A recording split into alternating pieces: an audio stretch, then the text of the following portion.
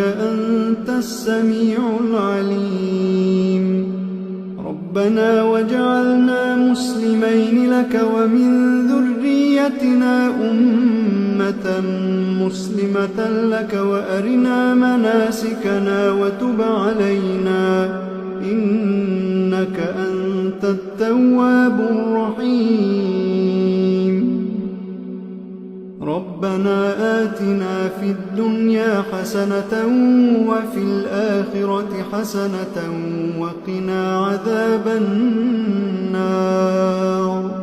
ربنا أفرغ علينا صبرا وثبت أقدامنا وانصرنا على القوم الكافرين. ربنا لا تؤاخذنا إن نسينا أو أخطأنا. ربنا